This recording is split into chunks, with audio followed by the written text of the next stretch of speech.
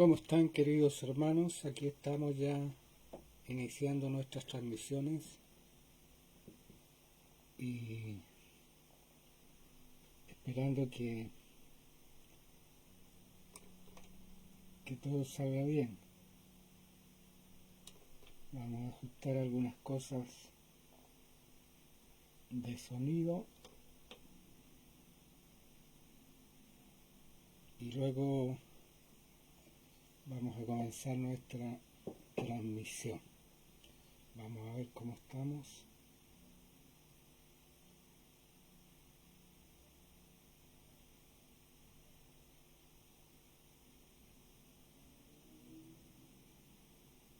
Bueno, un abrazo.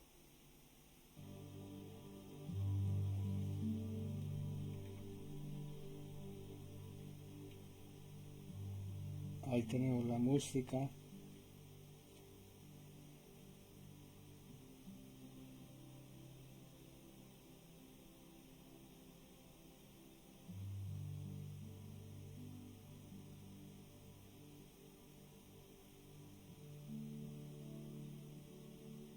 Si pueden compartir el link.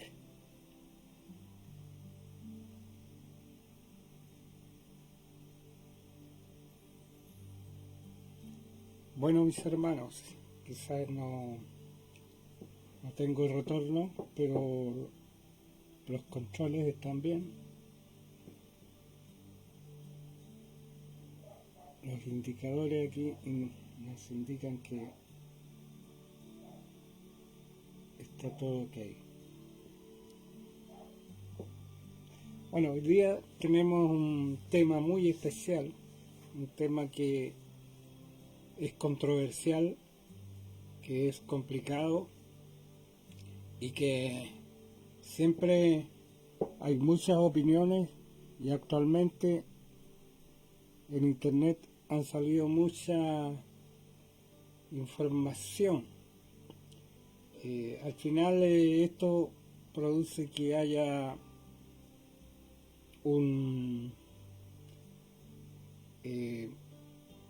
podemos decir una idea que empieza a permear lo que nosotros tenemos como ortodoxia. Lo que es ortodoxia es la buena doctrina, la buena enseñanza. Y han aparecido muchos maestros, unos con razón, otros sin razón, otros con una razón en parte, mirando a un lado, otros mirando a otro lado. Vamos a tratar de mirar los dos lados, pero no vamos a quedar bien a lo mejor con todo.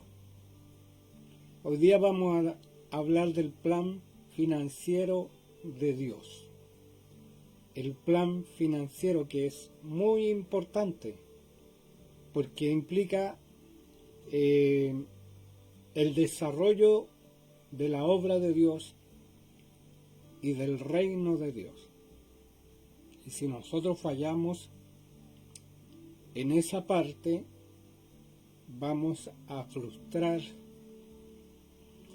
parte del plan de Dios para la salvación de este mundo. Y nosotros somos seres muy importantes, porque a nosotros se nos encomendó la tarea de evangelizar al mundo, la misión de Dios, la missio Dei, como dicen los teólogos. La misión de Dios nos fue encargada a nosotros. Como dice Juan ahí, así como el Padre me envió, así también yo os envío. Y Mateo 28 dice, id por todo el mundo y predicad el Evangelio, y el que creyere y fuere bautizado, ese será salvo. Entonces, y tenemos que ir y discipular a las naciones. Para eso se requieren recursos, y nosotros tenemos que entender cuál es nuestra labor, cuál es el motor de centro que nosotros tenemos que entender y comprender para cumplir la gran comisión. Entonces, primero vamos a definir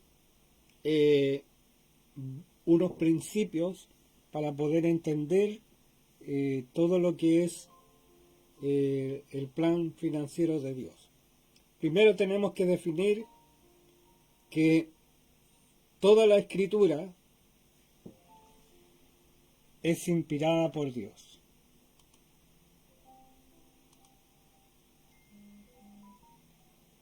Y en ese sentido, ¿por qué?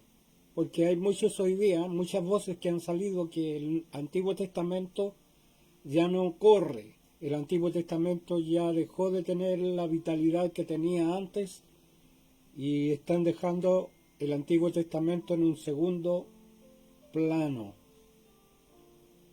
Entonces, nosotros tenemos que definir primero qué entendemos nosotros por escritura y cuál es la importancia de esta escritura para, para poder definir lo que vamos a plantear ahora. Primero, debemos establecer que el plan financiero de Dios está en toda la escritura y mayormente en el Antiguo Testamento.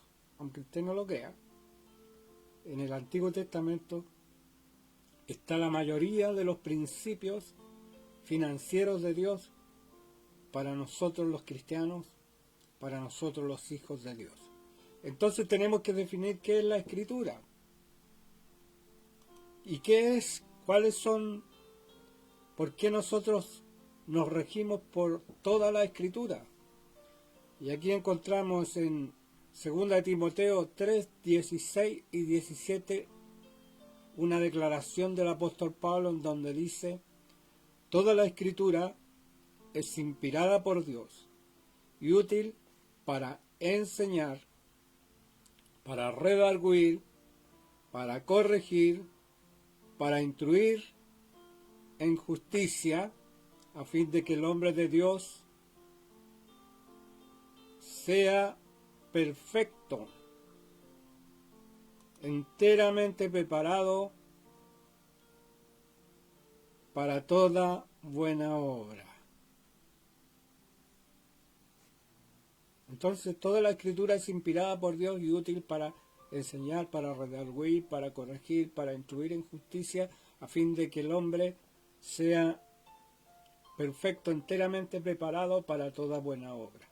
Entonces cuando dice toda la escritura, está hablando de todo aquello que fue inspirado por Dios para que nosotros podamos tener nuestro marco referencial, nuestra escala de valores.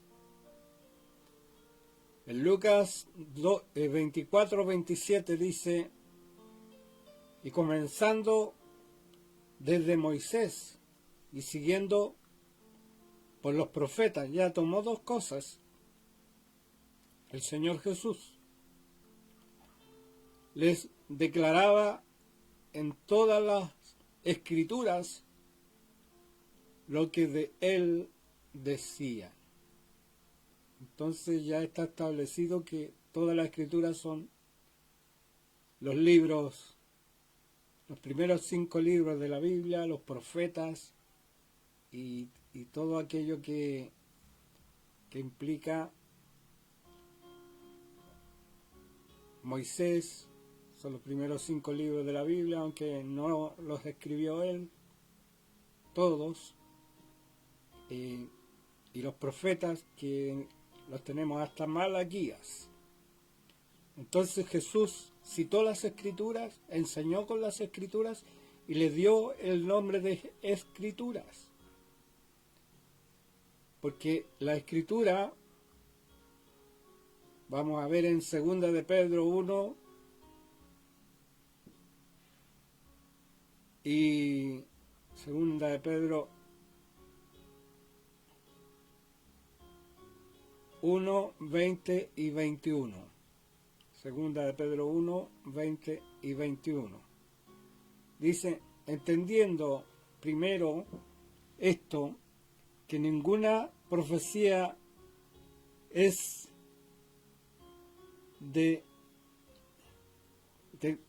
entendiendo primeramente que ninguna profecía de la Escritura es de interpretación privada. Voy a leer un poco más fluido. Entendiendo primero esto, que ninguna profecía de la Escritura, nuevamente menciona la Escritura, ahí la tenemos, es de interpretación privada, porque nunca la profecía fue traída por voluntad humana, sino que los santos hombres de Dios hablaron siendo inspirados por el Espíritu Santo. Segunda de Pedro 1, 20 y 21. Y vamos a ir a la versión NTV, nueva traducción viviente, que es un poco más clara en el sentido, porque los católicos tergiversaron esta escritura. Pero aquí la NTV lo hace muy bien. Sobre todo, tienen que entender que ninguna profecía de la Escritura jamás surgió de la comprensión personal de los profetas, ni por la iniciativa humana. Al contrario, fue el Espíritu Santo quien inspiró a los profetas y ellos hablaron de parte de Dios. Bueno, aquí está más claro que habla que no fue de ellos mismos, sino que vino de Dios la inspiración y no nació de sus propios pensamientos, como muchos hoy día enseñan este ateísmo que está recorriendo la tierra y que nosotros sabemos que viene del mismo infierno. Segunda de Timoteo 2:15 dice, procura con diligencia presentarte a Dios aprobado como obrero que no tiene de qué avergonzarse y que usa bien la palabra de verdad. Es la versión más antigua, que traza bien la palabra de verdad. Segunda de Timoteo 2:15. Entonces, la palabra de verdad está hablando de las Escrituras. En ese tiempo, ¿cuáles eran las Escrituras? Las que ellos tenían vigentes, el Antiguo Testamento.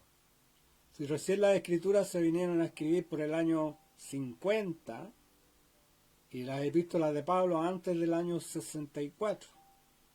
El primer evangelio que se escribió es el Evangelio de Marcos, que fue el primer evangelio escrito por los 40 por ahí. Y el último que se escribió, el último evangelio, fue el Evangelio de Juan, por el año 100 por ahí. Entonces, ahora nosotros tenemos el compendio de todas las escrituras, tanto el Antiguo Testamento como el Nuevo Testamento, pero en ese momento las escrituras vigentes eran las del Antiguo Testamento. En 2 Timoteo 4:13 dice, trae cuando vengas el capote que dejé en Troas, en casa de Carpo, y los libros, mayormente los pergaminos. Ahí habla que Pablo era un estudioso de las Escrituras.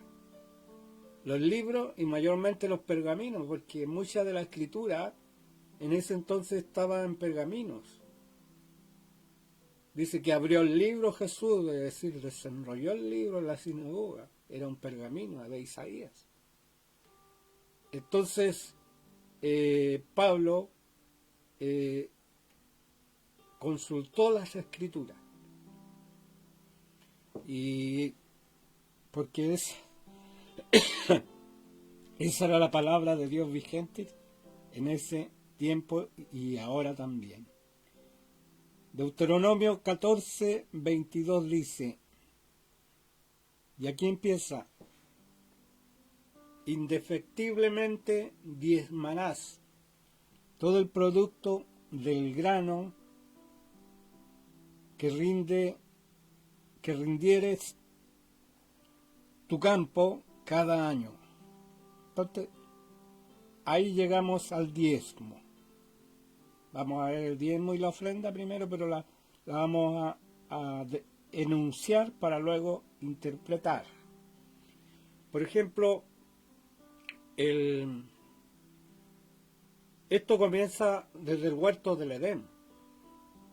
Muchos dicen que el diezmo es de la ley, pero la idea de que Dios se reserva algo para él comienza en el huerto del Edén, cuando de todos los árboles del huerto Jehová se reserva un solo árbol, el árbol de la ciencia del bien y del mal. De todos los demás árboles, Adán y Eva podían comer, pero Dios se reservó el árbol del huerto del Edén. Todo esto puede ser simbólico, muchos le pueden dar una característica que es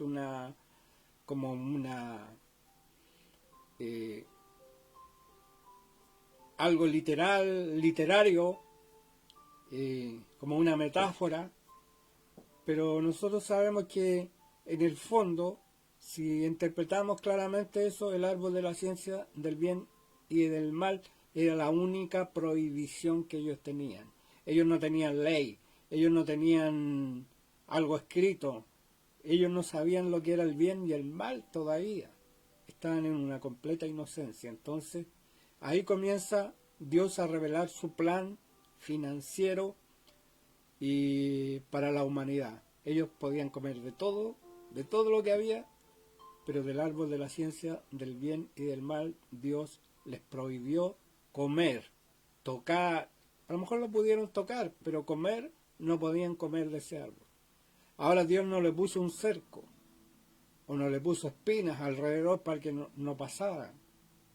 Estaba ahí porque era la evidencia de que Dios, a cambio de la inocencia, de la felicidad que ellos tenían, les pedía solamente eso, a cambio de todo lo demás. Pero ellos no cumplieron y rompieron la ley de Dios, desobedecieron, por lo tanto tomaron lo que no les era permitido tomar, algo que Dios quiso que permaneciese para él. Pero el hombre, inducido por el Satanás, el diablo, tomó eso que no le correspondía al hombre tomar. Entonces de ahí viene también el hecho que el Señor entregó en mayordomía el huerto y la tierra al hombre. Le entregó para que señorease, para que lo guardase, para que lo labrara y lo sojuzgara. El Salmo 24:1 dice: de Jehová es la tierra y su plenitud, el mundo y los que en él habitan. Eso da a entender que el hombre llegó a ser un mayordomo de aquello que Dios puso en sus manos. Y esa mayordomía le permitía al hombre disfrutar de los frutos, disfrutar de todo lo que hay en la tierra, pero también hay algo que Dios se reserva para sí. Aún después de la caída del hombre, Dios sigue reservándose algo para sí, que demuestra que Él es el dueño de la tierra y su plenitud, y del mundo y de los que en él habitan. Y también ahí en Primera de Crónicas 29:16 dice: todo es tuyo, y de lo recibido de tu mano te ofrecemos. Entonces esto habla de que nosotros realmente no somos dueños de nada, sino que somos mayordomos, y por lo tanto tenemos que dar cuenta de esa mayordomía, tenemos que dar cuenta de aquello que Dios ha puesto en nuestras manos. Entonces dice que Abraham diezmó de aquel botín de guerra que él obtuvo cuando venció a los 5 reyes, Y de vuelta apareció Melquisedec y diezmó de aquello que él había obtenido del botín de guerra, diezmó a Melquisedec. Y luego vemos el diezmo cuando Jacob está en la piedra ahí durmiendo y dice, si Dios me bendice, yo el diezmo de todo lo que tenga o de todo lo que gane, lo voy a apartar para ti. Hizo una promesa delante de Dios. Entonces eso fue pre-ley, antes que naciera la ley, el hombre ofreció a Dios cosas. Tenemos también el caso de Caín y de Abel, que ellos ambos hicieron ofrendas a Dios. Entonces este concepto de dar a Dios ya estaba previo a la ley de Moisés, lo cual no quiere decir que esté vigente, porque eso nació de ellos, no fue una imposición. Ellos voluntariamente decidieron diezmar a Dios, es decir, dar el 10% de todo lo que tenían.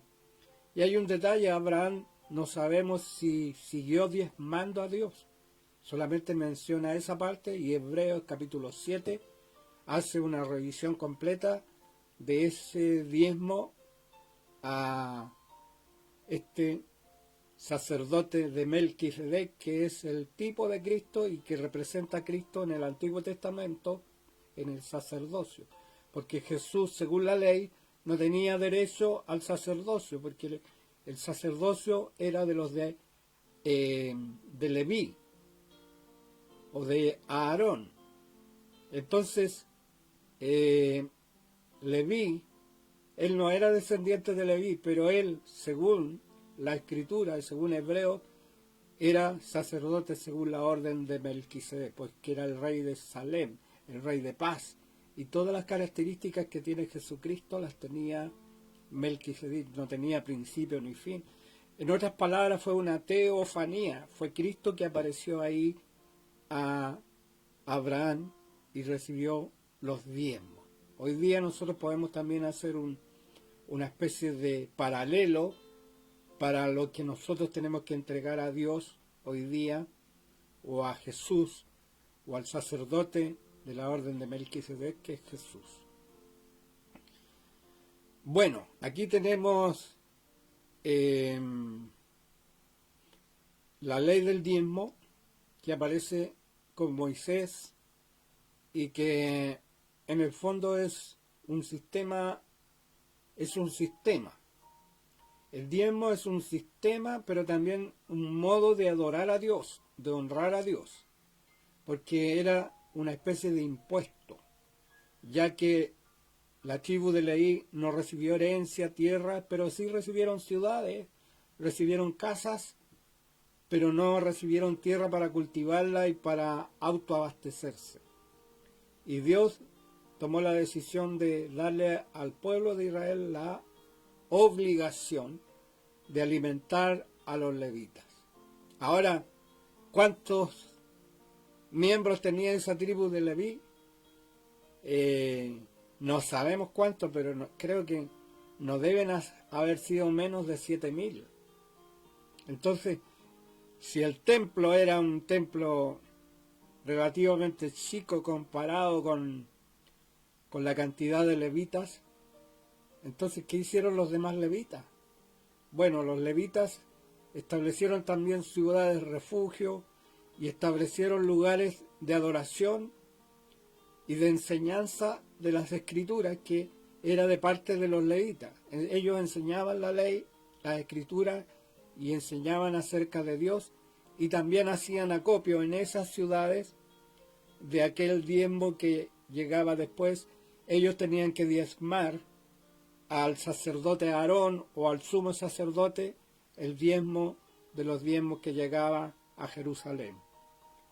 Entonces, de esa forma, un sistema, pero también una forma de adorar a Dios, de reconocer la soberanía de Dios y la propiedad de Dios sobre todas las cosas.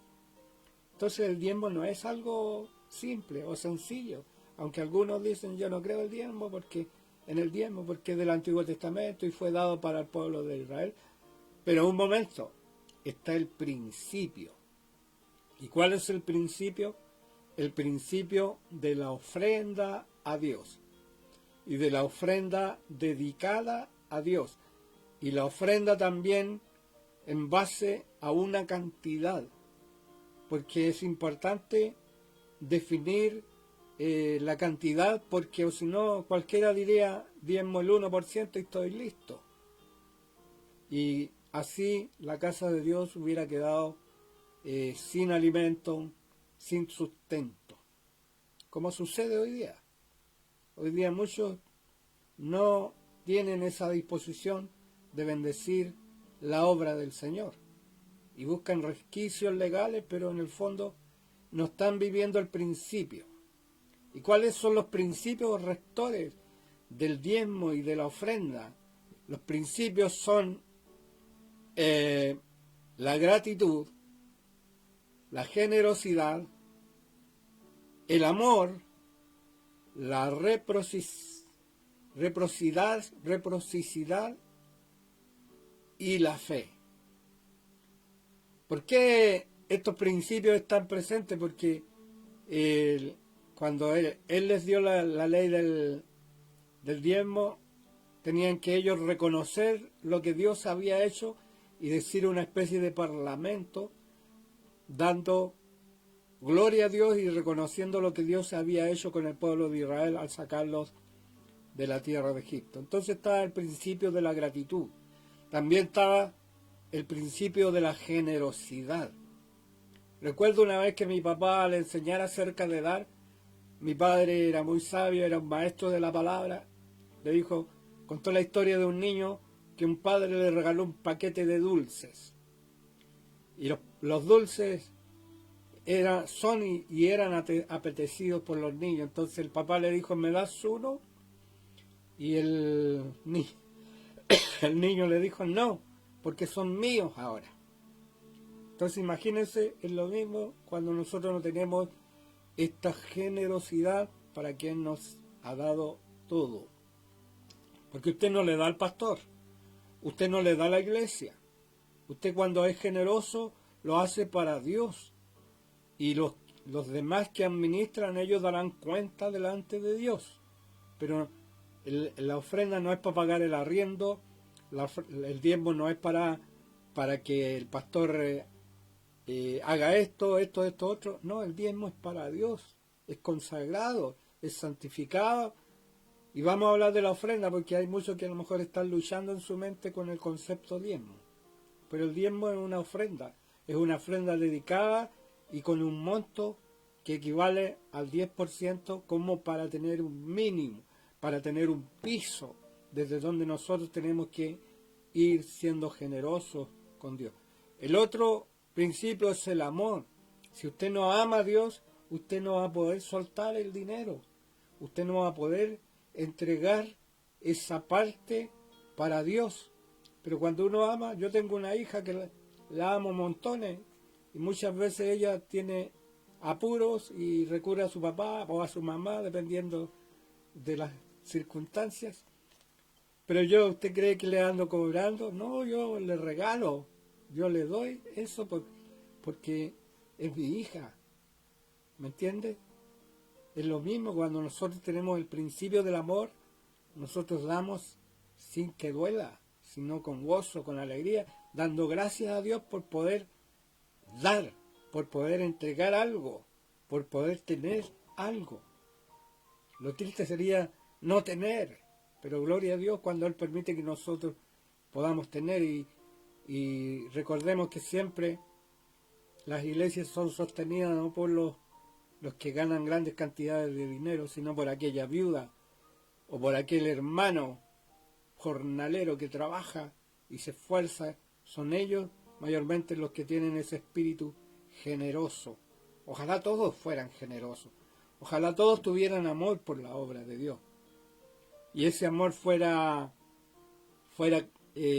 tangible, en cosas tangibles para Dios.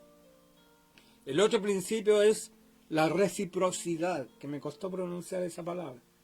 La reciprocidad significa el hecho de si Dios es bueno, si Dios nos da, si Dios nos prospera, nosotros también debemos en reciprocidad a Él también ser generosos y bendecir la obra de Dios, bendecir a Dios con nuestros diezmos, con nuestras ofrendas. Y el otro principio que puse al final, la fe. Porque sin fe usted no puede ofrendar. Sin fe usted no puede despojarse de algo. Porque usted, si no tiene fe, va a decir esto me va a faltar, así que no lo voy a hacer. Si yo no tengo para comer, el pastor no va a venir y me va a dar que comer. Entonces muchas veces ese espíritu de falta de fe hace que se cierre la mano y no experimentemos la gloria de Dios y la provisión de Dios y la bendición de Dios. Por ello es importante este principio de la fe. El diezmo y la ofrenda son medios o métodos de sacrificio. Así le puse yo. Aunque algunos dicen que el único sacrificio que vale es el de Jesús y están en lo correcto.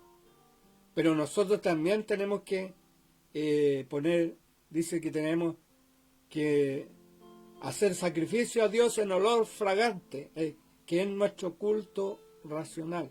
Habla de sacrificio de alabanza también.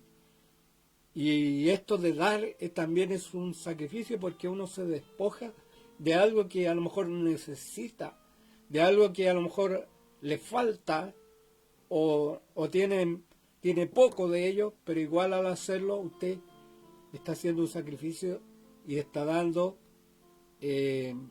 aquello que a lo mejor le falta. Yo recuerdo hace poco, no quiero hablar, no sé para tu derecha ni tu izquierda, pero fui al sur y hice una ofrenda y acá en Santiago hice otra ofrenda a otro hermano. No me la pidieron, pero yo sentí de parte de Dios ayudar y poner esa bendición en sus manos. Y ustedes saben, a mí no me sobra el dinero, sino que lo hago en gratitud, en amor, porque sé que hay un Dios que bendice, un Dios que provee y que así como nosotros damos, también vamos a recibir. Para algunos pastores es muy fácil pedir, es muy fácil aplicar Malaquías ahí, aplicarlo al pie de la letra. Pero lo más importante es que nosotros tenemos que ser ejemplos. Los pastores tenemos que ser ejemplos de dádiva, de dar, de ser generoso, de tener fe, de confiar en Dios. Recuerdo una vez que el pastor Rubén Concha, en una ocasión él llevó un hermano a la casa pastoral y el hermano no tenía para nada y él tenía 30,000 pesos en ese tiempo. Era harta plata, era harto dinero. Esto hará unos 30 años atrás. Y él entregó todo lo que tenía en el bolsillo, que eran 30,000 pesos. Y el hermano se fue feliz y el pastor quedó ahí 0 pesos.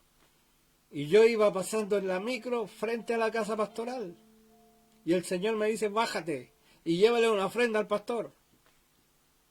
Yo me bajo, hago parar la micro, me bajo y le llevo y le doy la ofrenda al pastor. ¿Y saben cuál era la ofrenda que el Señor me puso en el corazón? 30,000 pesos. Y se lo entregué. Y el pastor Rubén se le llenaron los ojos de lágrimas. Porque él vio en esos momentos que Dios le respondía a él. Esto de la generosidad es ser lleno del Espíritu. Si usted es lleno del Espíritu, para usted no va a ser problema ser generoso. Para usted no va a ser problema ayudar a otro, aunque a lo mejor signifique que dejó algo que a lo mejor lo tenía dedicado para algo y tuvo que entregarlo, pero después Dios bendice, Dios responde y Dios nunca nos falta y Dios no es deudor de nadie y Dios cumple sus promesas, porque Él es fiel, porque Él es verdadero. Entonces, estos son sacrificios racionales a Dios, porque nosotros nos estamos despojando de algo que a lo mejor necesitamos. Ese dinero puede significar un par de zapatos, ese dinero puede significar comprar víveres para la casa, o puede significar pagar la cuota del colegio del hijo.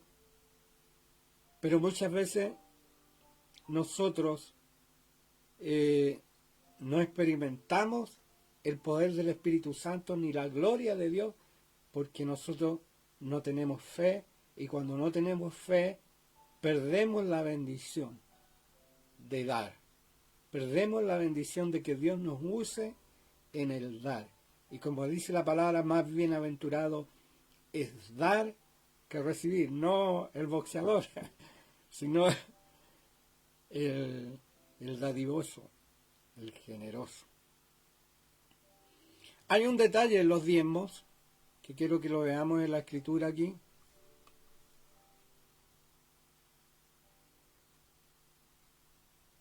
Dice, y ahora he aquí, en Deuteronomio 28, 10 y 12, dice, y ahora he aquí, he traído las primicias del fruto de la tierra que me diste, oh Jehová. Ahí está una de las oraciones que tenía que hacer Israel. Y los dejará, ahí está dando el mandamiento, delante de Jehová tu Dios. Y adorarás delante de Jehová tu Dios.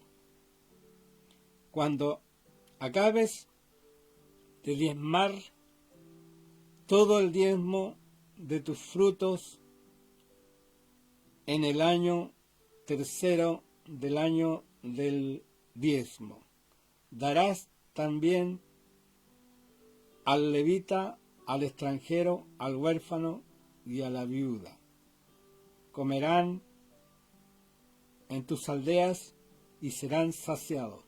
Aquí está la segunda parte del diezmo que no les gusta ver a los que predican acerca del diezmo. Que el diezmo no es solamente para el pastor. El diezmo no es solamente para el levita. Es también para el extranjero, para el huérfano y para la viuda. Es decir, tú, pastor, hermano, no te puedes comer todo el diezmo. O guardarlo para comprarte un auto, o guardarlo para arreglar tu casa e invertir si hay un superávit solamente en ti. La palabra dice que es también para el extranjero, para el huérfano y para la viuda. ¿Y por qué puedo decirlo con autoridad? Porque yo lo estoy haciendo esto. Y uno tiene que dar ejemplo. Si uno predica de esta palabra, tiene que dar ejemplo. Y la verdad es que yo todos los diezmos que recibo los devuelvo y los entrego a la obra del Señor, a todas las necesidades que hay en la casa del Señor. Yo no me quedo con nada, sino que doy incluso más del diezmo. ¿Y por qué lo digo, hermano? Porque a veces veo que hay pastores que tienen en sus iglesias tremendas iglesias y reciben un diezmo que no debe ser nada despreciable, y luego trabajan en la obra del Señor y van a predicar a una parte y reciben una ofrenda. O si entran a trabajar en algún estamento de la obra y les dan un dinero. Y van creciendo y después no quieren dejar el cargo. ¿Ah? ¿Por qué no quieren dejar el cargo? Bueno, ahí yo dejo... Porque soy profeta, tengo que decir la verdad, no importa que después me crucifiquen. Pero uno tiene que dar, no solamente eso, tiene que acabarse en uno y terminarse en uno. Si la palabra lo dice, si nosotros somos esclavos de la palabra de Dios, si nosotros somos servidores de la palabra de Dios, no podemos tomar esta palabra y echarla al tacho de la basura. Ahí está, Deuteronomio 26, 10 al 12. La obra social de la iglesia es importante y se tiene que hacer con los recursos que llegan a la iglesia. Nosotros alimentamos a niños el día domingo y pagamos también una escuela de fútbol para que ellos puedan tener desarrollo y no anden drogándose y también tengan la enseñanza de la palabra de Dios. Así que a otro perro con ese hueso, dice la palabra que el siervo del Señor no debe ser codicioso de ganancias deshonestas. Cuando una ganancia se vuelve deshonesta, cuando va contra la palabra, cuando no está cumpliendo la palabra. Y aunque usted no le digan nada, la falta está delante de Dios.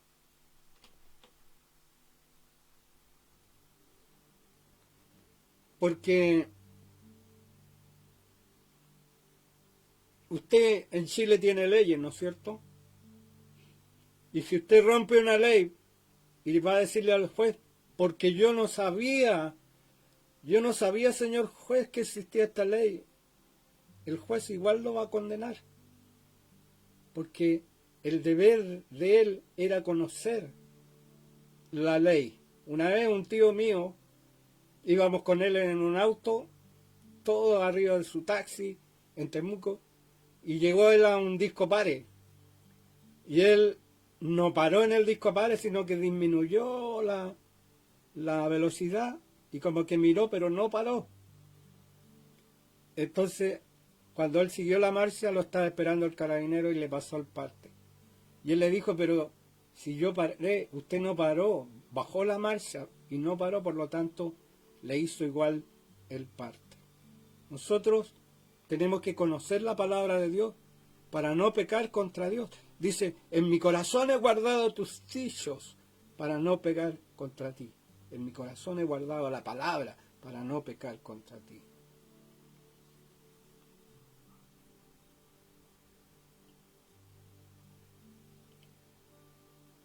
En cuanto a la ofrenda para los santos, bueno, ahí esa palabra está en 1 Corintios 16, 1 y 2. En cuanto a la ofrenda para los santos, haced vosotros también de la manera que ordené en las iglesias de Galacia. Cada primer día de la semana, cada uno de vosotros ponga aparte algo según haya prosperado. Ahí hay un monto, hay una cantidad en esa palabra, ahí dice según haya prosperado. Quiere decir que si tú prosperaste harto no puedes dar una ofrenda pequeña. Entonces el principio que está en el diezmo también está en la ofrenda aquí.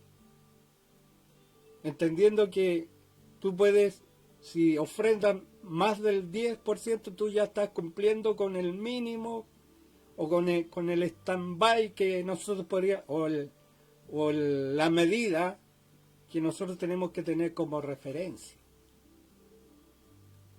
Según hayas prosperado. Es decir, eso significa que si yo me fue bien, la ofrenda tiene que ser buena. O el diezmo. Si es que en tu iglesia, en mi iglesia como denominación practica el diezmo, entonces yo tengo que sujetarme a la iglesia y dar el diezmo, pero yo doy más que el diezmo. Mi padre también daba más que el diezmo y Colgate daba el 90% de lo que él ganaba para la obra del Señor. Y por eso Dios lo bendijo y prosperó. Entonces es un piso, es un mínimo, es de la ley. Y nosotros somos del Espíritu. Se supone que del Espíritu nosotros tenemos que ser más generosos que la ley. Pero ¿por qué a veces andamos al 3 y al 4? ¿Por qué a veces andamos endeudados y endeudados y endeudados? Porque no hemos aprendido este principio. Hermano, usted tiene que aprender este principio y vivirlo y empezar a vivir la generosidad con Dios en primer lugar, hacer a Dios socio en lo que usted hace. Y si no le resultó la primera vez, sea perseverante, no espere que los frutos lleguen inmediatamente. A lo mejor van a pasar 5 años, 10 años, y en 10 años usted va a ver el fruto. Pero antes no, porque nosotros queremos inmediatamente tener la recompensa. Y eso es jugar sueco con Dios. Uno tiene que sembrar sin esperar recibir a cambio nada, sino hacerlo por gratitud. Bueno, eso dice en 1 Corintios 16, 1 y 2. Según le haya prosperado. ¿Ah? Usted ganó 1.000.000 de pesos, lo ganó en 10 días. Bueno, saque los costos, saque lo que tiene que usted pagar, y de eso entregue una ofrenda generosa al Señor. No se coma la semilla. Eso me enseñaron una vez, que el que se comía todo y no sembraba, se comía la semilla y después no tenía cosecha. No se coma la semilla, hermano. Siembre en el reino de Dios. Siembre para que después venga la cosecha. Y en 2 Corintios 9, 6 al 8 dice: pero esto digo, el que siembra escasamente, también segará escasamente. Y el que siembra generosamente, generosamente segará. Cada uno dé como propuso en su corazón, no con tristeza ni por necesidad, porque Dios ama al dador alegre. Y poderoso es Dios para hacer que abunde en vosotros toda gracia, a fin de que, teniendo siempre en todas las cosas todo lo necesario, lo suficiente, abundéis para toda buena obra. Entonces, yo sé que es difícil enseñar de esto porque algunos dirán que el pastor quiere que lo bendiga. No, hermano. Si los pastores vamos a estar igual ahí al pie del cañón, bendíganos o no nos bendigan, porque nosotros hacemos nuestro servicio para Dios, porque amamos a Dios, porque Él nos llamó y vamos a estar ahí. Y solamente queremos que usted sea bendecido, que usted sea prosperado y que usted entienda el plan financiero de Dios para la salvación de las almas. Yo tengo un hermano que no es de la iglesia, pero que ha entendido perfectamente este principio. Y él me ayuda, y yo sé que Dios lo ha prosperado, ha ganado premios en su trabajo, lo han enviado varias veces a Nueva York, a capacitarse más y todo eso, pero él tiene este principio de bendecir a los niños de casa iglesia, de bendecir caravana, de bendecir la escuela de fútbol. Y que Dios le bendiga si está escuchando, que sepa que usted, hermano, está siguiendo el plan financiero de Dios. Ojalá todos entendieran esto. Y entre todos a lo mejor la carreta sería mucho más liviana de llevar y alcanzaríamos al mundo mucho más rápido. Porque si hay una potencia económica para no echarnos a los bolsillos lo que es de la obra de Dios, sino para largarlo, soltarlo para que produzca fruto, y que luego que produzca fruto volver a sembrar. Por eso es importante. En caravana yo sé que a algunos a veces les cuesta juntar el dinero para los pasajes y para todo ello, pero los hermanos lo hacen, se esfuerzan y luchan y juntan.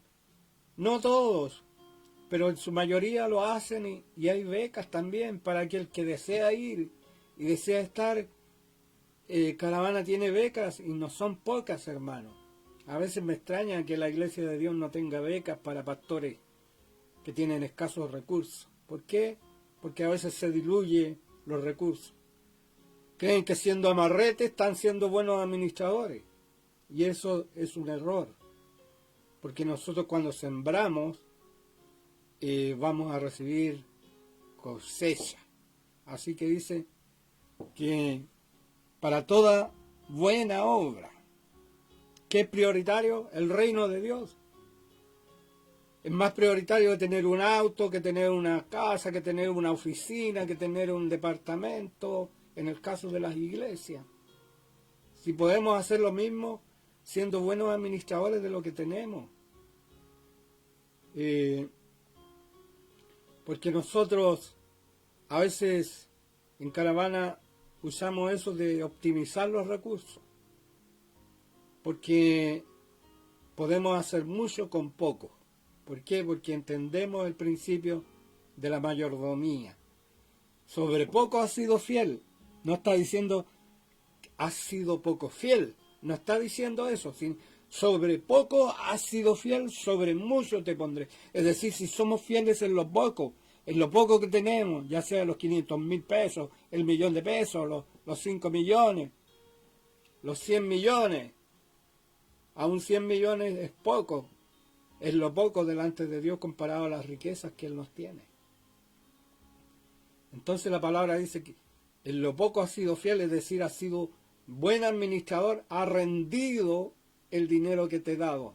No te lo has comido, no lo enterraste, no lo escondiste, sino que lo hiciste fructificar. Perdónenme que sea así, pero a veces nosotros en la obra de Dios encontramos puros yes man. Y los yes man son aquellos que dicen a todo sí y confunden la sujeción con decir sí a todo aunque sepa que está mal hecho algo. Y por culpa de los yes man, los que llegan a ciertos cargos siguen haciéndolo lo que no corresponde o no llegan a un óptimo espiritual. Entonces, disculpe, yo sé que a mí me ven 5 o 6 pastores, bien humildes los pastores, así que no me preocupo, los demás no me van a mirar. Por lo tanto, no me van a tirar las orejas.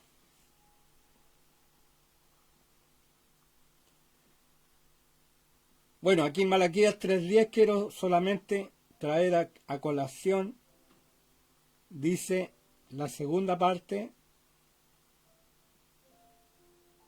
probadme ahora en esto, dice Jehová de los ejércitos. Si no os abriré las ventanas de los cielos y derramaré sobre vosotros bendición hasta que sobreabunde. Quise tomar solamente la parte de la bendición. Hermano, yo puedo decir que soy un bendecido de Dios. No tengo ningún hijo operado, ningún hijo que esté en la UTI, en la UCI, ni mi esposa, ni yo. ¿Y cuántos millones sale una operación? ¿Por qué? Porque nosotros con mi esposa hemos practicado la generosidad. Perdón que lo diga. Las caravanas no son baratas. Y siempre hemos estado ahí, con la ayuda de Dios, poniendo nuestra parte, sabiendo que Él un día, cuando lleguemos a la vejez, ahí a lo mejor vamos a cosechar y el Señor nos va a cuidar y a lo mejor si estamos en una iglesia, a la iglesia le ha costado crecer, pero a lo mejor esa iglesia nos sostendrá cuando ya nosotros andemos. Yo aborrezco cuando veo a alguien con un bastón. Yo digo, Señor, nunca quiero andar con un bastón, ni menos en silla de ruedas. Una vez la Patricia tuvo un problema para la rodilla y tuvo que usar un bastón. Y en una ocasión ya ella se sanó y una hermana le pidió el bastón para regalarlo a alguien y yo le dije, deshazte de esa maldición, le dije. Porque prefiero mis piecitos, mi cuerpito, aunque esté medio encorvado y todo, pero valerme por mí mismo y que Dios me dé eso hasta el fin de mis días. Y eso no tiene precio. Hermano, siembre en el reino de Dios. Aprenda a dar, aprenda a ser generoso. Aprenda, si Dios le bendice, bendiga. qué maravilloso. Un día yo tenía un fajito de billetes naranjos en mi billetera y vi a un pastor. La hora, en reunión de pastores, llegó la hora de la ofrenda y el pastor no se paró a ofrendar y estaba con la cabeza agachada. Y yo dije, algo le pasó a este pastor. Agarré uno de esos billetitos y le pasé, el Señor le bendiga. ¿Sabes, hermano? A veces hay unos que ganan millones de pesos y no son capaces de meterse la mano al bolsillo. ¿Ah? Yo tengo que sufrir todo cuando llego a fin de mes porque tengo que pagar todas las cuentas de la iglesia, el arriendo, el profesor de fútbol y otras cosas más que hay de por medio. Entonces, pero gozoso porque el Señor provee. El Señor provee, hermano. Y quiero ver, bueno, no voy a tomar el pasaje de Hebreo ni nada de eso, quiero ir solamente al último pasaje que tengo aquí. Por el tiempo que tenemos, ya me quedan 7 minutos. Y quiero hablarle del vaso de alabastro. O el perfume de alabastro. Espero no quebrantarme.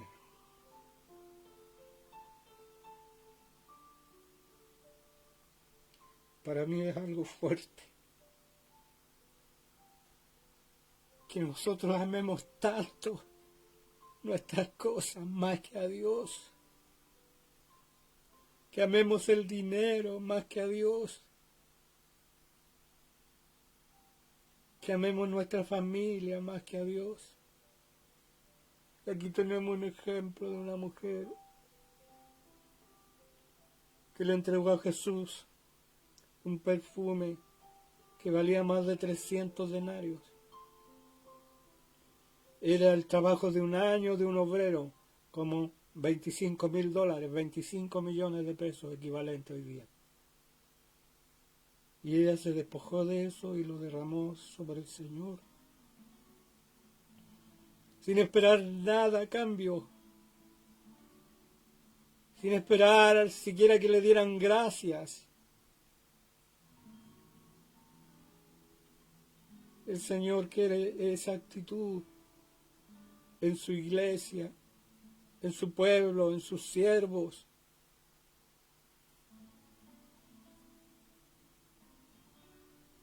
No voy a leer el pasaje porque usted lo conoce. Y la criticaron, se podía haber dado a los pobres y montones de cosas.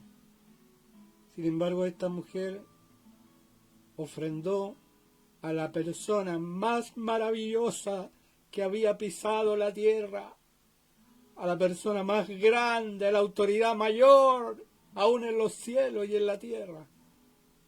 Le ofreció toda su riqueza y la derramó sobre él. Hoy día, ¿qué estamos derramando sobre Jesús? Las obras, y lo que entregamos lo estamos entregando con queja, criticando.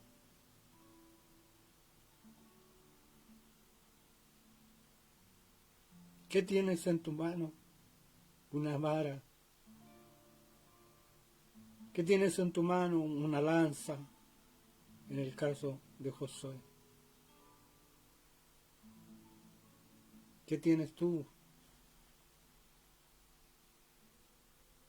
para derramarlo ante el Rey de Reyes y Señor de Señores? Que el Señor pueda tocar nuestros corazones y tocar nuestras vidas. Nos pueda sacar de la miseria espiritual. A veces la miseria espiritual no es andar mal vestido, o no tener un carro, o no tener una casa. Quizás tener todo esto, pero no haber derramado sobre el Señor tu perfume de alabastro. Creemos que al Señor lo vamos a convencer con cancioncitas, con poemas, con levantar las manos en el templo. Al Señor lo conmovió esta mujer.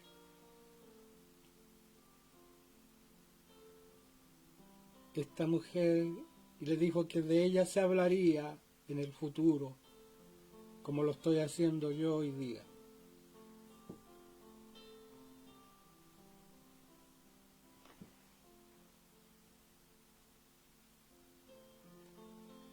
Señor, pueda tocar nuestros corazones, hermano. Estamos en deuda con Dios. Estamos pidiendo avivamiento.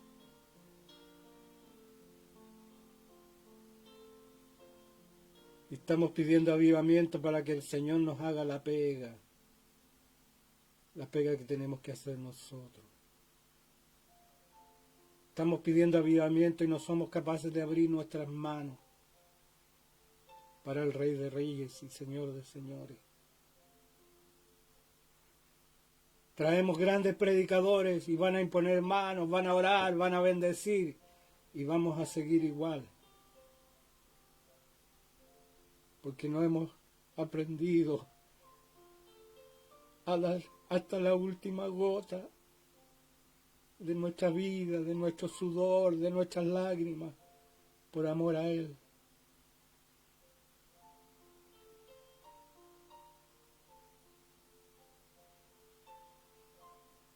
Que el Señor les bendiga. Y como dice esa alabanza, oh Cristo, tu ayuda quisiera tener. Que el Señor nos ayude, hermano. Que el Señor tenga misericordia de nosotros.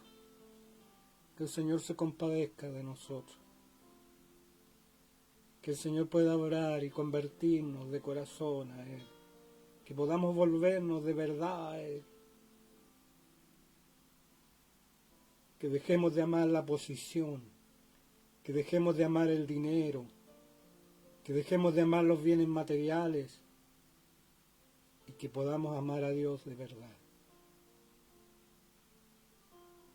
Que Dios les bendiga. Un abrazo, queridos hermanos.